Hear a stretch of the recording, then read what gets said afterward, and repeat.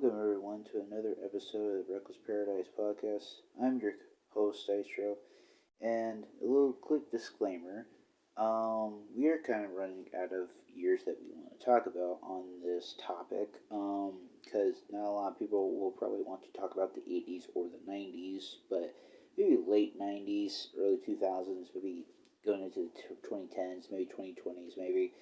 Um, but yeah, so tonight's topic is going to be over the year of 2001, which is the end of WCW and ECW as we know it. WWF riding high had their superstardom and also, and you have AAA, CMLL, FMW, WOW, which is Women's of Wrestling, coming into the fold as well. Um, but I might not go over a lot of pay reviews and all that stuff because like majority of them are gonna be WWE. I'm sorry about that, but I will do the best I can. And this is a re-recording because the last time I tried to do this, I accidentally hit the home button on my tablet and it stopped recording. So just bear with me. So I figured, let's just start with debuts and all that stuff because I wanted to talk about some of these people that are coming into the world of wrestling at this time. A notable one is Beth Phoenix. I did not know she debuted around 2001, which is kind of crazy because I think it was like 5 years later, maybe 6 years later, she debuts in WWE and she's like off to the races with, or no, I think she's in OVW. She was in OVW, and then she goes into the Divas title picture with like Nikki Bella and all that stuff, and it's kind of cool to see where she became and also or what she became. I'm sorry. Another noticeable one is Damien Sandow, Mr. Damien Sandow, June 23rd to be exact. And then I think so. Another noticeable one is Maven, October 2nd. Which I mean, Maven's killing it on the YouTube thing right now. He's talking about war stories and all that stuff too. Um, Another noticeable one is Finn Balor, November 23rd, 2001. I did not know he debuted in 2001. To think about it, he's been wrestling for 23 years. 23 years it will be this year. God bless that man. And then December 7th is Jay Lethal, Mister Black Machismo himself. Still killing it to this day. Um, that's it for debuts. But now for like retirements, I didn't really know a lot of people, but there is some that I do know. Dean Malenko, Duke the Dumpster Drozy, Bushwhacker Butch, One Man Gang, Fred Ottman, the former Shockmaster, and Typhoon, and Stan Hansen. Um, there's not some big. It's big retirements and all that stuff, but it's not like very noticeable. The one noticeable one, maybe two of them, but the one noticeable one, like really noticeable, was Dean Malenko. That was like actually kind of shocking to me that he retired in 2001. Um, which I was like, okay, like that's kind of cool, but now to the deaths or to the births, I should say. Sorry, the births. I'm sorry. Um, Four noticeable ones here. Corey Jade, Brooks Jensen, Roxanne Perez, and Julia Hart. Um, which I'm like, wow, like that's kind of shocking that they're all like the same kind of like they're 3 years younger than me, even but it's just so crazy. It's just really crazy to like think about like some of these people like oh like yeah like they were born in 2001. It's like really like that's kind of crazy. Um, and then going on to the deaths and all that stuff. The most notable one is Chris Adams, gentleman Chris Adams. But the other noticeable one is Terry Gordy. Um, Terry Gordy he's most known for the stuff with the Freebirds, the Fabulous Freebirds, and then he became an executioner and all that stuff. If you want to know a little bit more about his backstory and what ended up becoming for him, go watch the Dark Side of the Ring episode about it. It's a really well developed story and documentary about him and all that stuff too. But yeah, I suggest you go watch that to know a little bit more about him and all that stuff. But like I said, I'm not gonna try to go very too in depth into the the WWF side of things because it's there's a lot of pay per views in that year. But I do recall in January the final pay per view for ECW, which was Guilty as Charged, in January 7th, and then the week later was WCW Sin, and then the next month in February, which was Super Raw Revenge, and then in March you have Greed, which was the last pay per view of that time for WCW, and then Vince buys WCW, and then he acquires ECW. But then excuse me. Then you go into November within 2001. You have the Team Alliance versus Team WWF, Survivor Series match and all that stuff. But it's 2001 as a whole, it was has its peak moments. It has some good storylines. It has some good stories, I should say. Um, this was the year of Rock and Austin 2 at WrestleMania 17 that year. The second ever TLC match in history. Also within that exact same year, TLC 3 with Benoit, Jericho, Hardy's, Edge and Christian, and the Dudleys. Which that match is also insane too. I try to put my mind at ease with the Benoit thing because it's don't talk about the past. That's the past and this is now sort of thing. It's focus on the wrestling and not the person that he became, but the wrestler that he was. And plus Benoit was a really good. I should say he was a really good wrestler that year. I mean, he's always been a good wrestler, but he had some really good feuds that year. Jericho was a good one within going in from 2000 to 2001. Him versus Kurt Angle was real good. I can't remember anything else that he was part of. But then you have Rock shitting a brick down Booker T's throat at that year SummerSlam. No Way Out 2001, which was Rock versus Angle, which Angle didn't really kick out of a pin attempt, which kind of soured the crowd a little bit. But my personal opinion for that main event, I would have put the Triple H and Austin Three Stages of Hell match to close out the show because it would have been it was a better build than Rock and Angle was. But it's '01 was kind of the, I shouldn't say the end of the Attitude Era. There was some still dying light days within '01, but it wasn't really the end all be all of the Attitude Era. There were some remnants still there. Because you have the Hardcore Championship stuff, you have almost the end of the Light Heavyweight Championship, which was at at the Invasion pay per view, I think it was that was the end of it. Also on that Invasion pay per view, which was the match of the night, I should say, in my opinion. Hardy versus RVD in a hardcore match for the hardcore title, which was fucking insane. What else? Scott Steiner becoming world champion within like I think it was like late 2000 going into 01, which is like super crazy.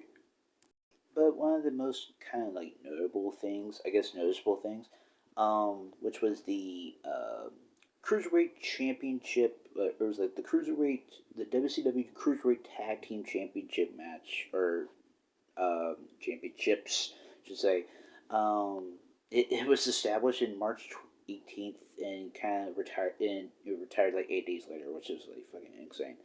I mean, there were some really good notable teams on here. Air Raid, which was Air Paris and AJ Styles, which is kind of cool because like AJ Styles and Christopher Daniels, who were part of NWA Wildside at the time, they were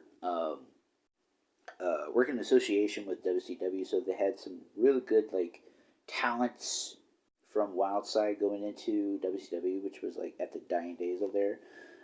Young Dragons, which is Jimmy Yang and Cash Hayashi, which is kind of cool. Filthy Animals, Billy Kidman and Rey Mysterio Jr. I mean, come on, like that's the dream team right there.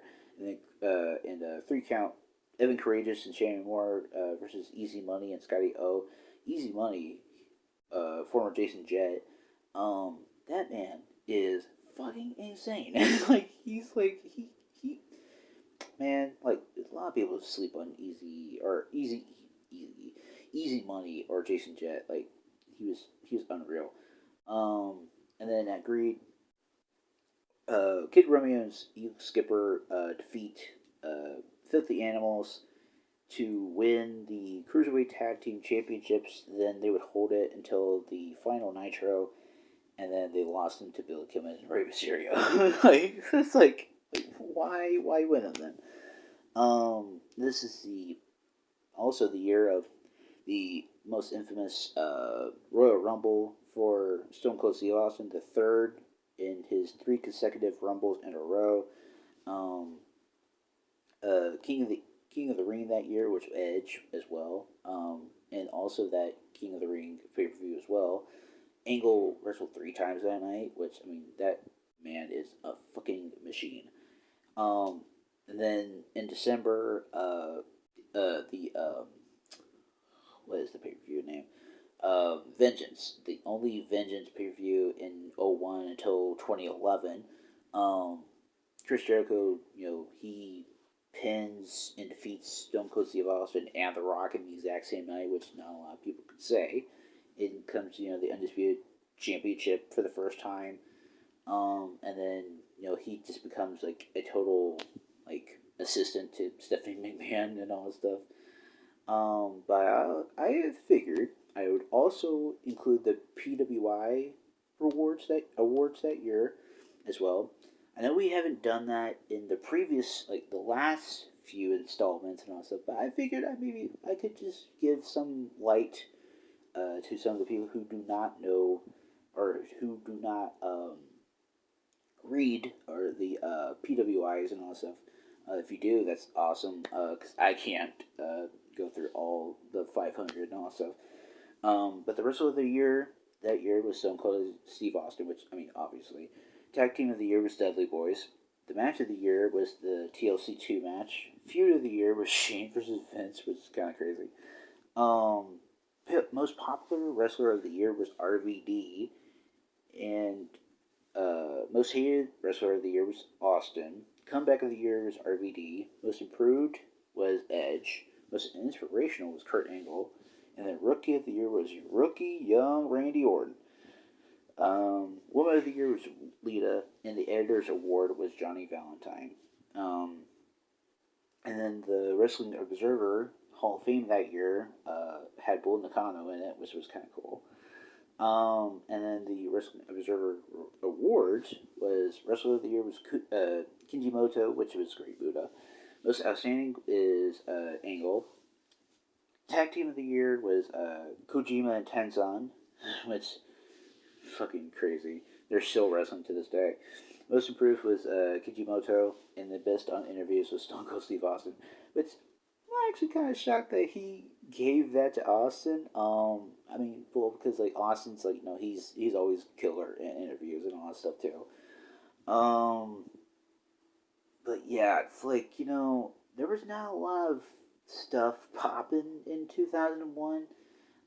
Like I said, AAA was starting to get more noticeable. All Japan Pro or All Japan All Joshi. I think it's All Joshi Wrestling. I think that's what it was. And then the dying days of WCW and ECW. Which is sad to say. WCW and ECW were slowly dying a slow, painful death. Um, because Paul Heyman was trying to find TV deal for ECW, which never happened, and then WCW was trying to look for another TV deal as well, but that also didn't happen. So then Vince he bought his competition, and the rest is history. Um, but 2001 as a whole, it's not the best year of wrestling. I would say there's probably more better years out there, which we've covered plenty of a plethora of 2016, 2017, 2004, 5, 6, 7. um it's probably we need to make a playlist of that at some point, um but year of wrestling, it's it goes through the good and the bad and the ugly. And plus you will be shocked on some of the debuts, births, retirements, and deaths and all that stuff. Because there's some wrestlers or people out there that I did not know that they had debuted in that year. I did not know some people had no, I didn't know Brooks Jensen was birthed in 2001. I did not know that at all. And then it's now it's that little do, But yeah, year in wrestling, 2001. It's there's plenty more of these to come, but it's I get more and more wrestling knowledge out to the people, and I want to talk about more and more wrestling. Because I can't, because there's a lot in this brain that needs to come out and tell the people and all stuff. That's what with the What If series that we do or that I do. The Throwback Thursdays that I do sometimes. Um, and it's there's a lot of wrestling knowledge out there in the world that we need to take advantage of and just spread to all our friends, colleagues, family members, people who do not even like wrestling. They might enjoy wrestling after you spread all this knowledge to them. It's there's a lot of people out there that do not know that wrestling's a good art form or a good platform for people to connect with other people. um and that's the beauty of it, man. It's you just gotta reach out and you know I guess in the grace of God, I guess. I don't know. But with that being said, thank you very, very much for listening and or watching this video. um so I am going to get to the song of the night in a little bit, but please make sure to keep following us on all social medias in the link in description below. In the link tree, we have our Instagram page, Twitter page, Reddit page, Facebook page, this YouTube channel, our personal Instagrams on there, our personal Twitters as well, TikTok, what else? What else? What else? Oh, also a uh, GoFundMe page for Rick Andrews, Marissa Andrews' father, who's currently who's currently going through small cell lung cancer at this moment. Any penny, every penny counts. Going towards this goal. Hopefully, we'll try to make it maybe halfway there by the end of the year. I know that's a big reach, a big ask, but hopefully we'll get done by the end of the year. Because it goes towards bills, food, gas and all that stuff. So it's going towards a good cause. But with that being said, I'm gonna get the song of the night, and we'll be right back. So for my song of the night, it is going to be from a band that I know personally. I think Marissa knows them a little bit more, but It is Incubus. Incubus. And the song that I am choosing tonight is "Wish You Were Here," and that song is super kick ass, man. Sorry, something in my throat. It is super kick ass, and the video is super kick ass as well. I know there is a video for it. So "Wish You Were Here" by Incubus. That is the song of the night tonight. Again, thank you very, very much for listening and or watching, and I will see you in October. Peace!